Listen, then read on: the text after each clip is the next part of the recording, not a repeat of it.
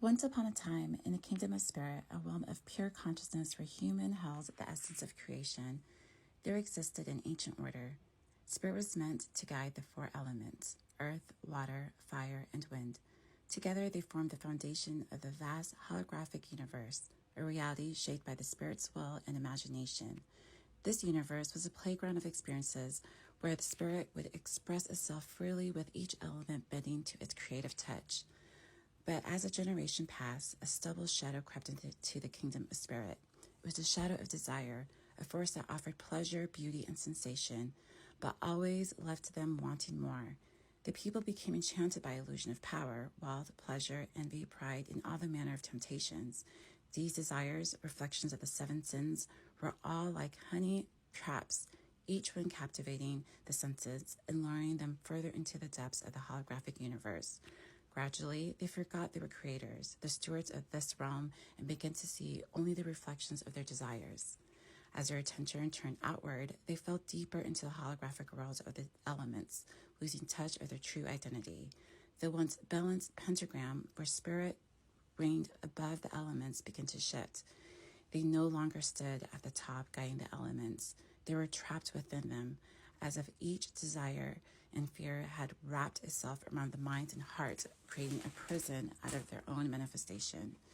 When humans looked at the holographic universe, they saw the richness of earth and yearned for its security. They saw the allure of water and lost themselves in its depths. They felt the fire of passion and ambition, and they followed every restless breeze of thought and desire in the wind.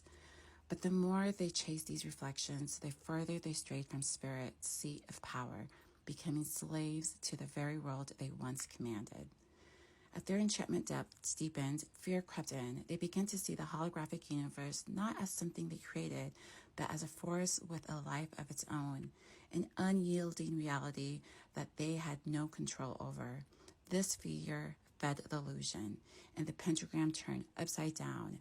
Now, earth, water, fire, and wind sat above spirit, and humans found themselves caged within the elements, overwhelmed by its own manifestation. Yet in the quiet spaces of their souls, some remembered faint whispers of truth. They sensed that they were more than their desires, that beyond the shadow and the illusions there was spirit itself. One among them, a seeker named Laura, went out to rediscover this truth. She knew the only way to escape the entrapment was to reclaim the throne of spirit and to remember the power that lay within. Through deep reflection, Laura realized that the elements were not her enemies. They were reflections of her inner state. She saw the earth's pull was simply her attachment to the material. Water's tides were her own unbalanced emotions. Fire's burn were her unchecked desires. And wind's restless was the scattered of her mind. The holographic universe was merely a mirror responding to the inner working of her spirit. Her task was not to escape the elements, but to rise above them and to see them clearly for what they were, tools for creation, not chains of captivity. Laura's journeys inspired others, and together they began to work for inner mastery. They confronted each desire and fear, realizing that every sin, every shadow was a distortion of the spirit's pure power. By reclaiming their intent and seeing beyond the illusion, they began to free themselves from the holographic trap.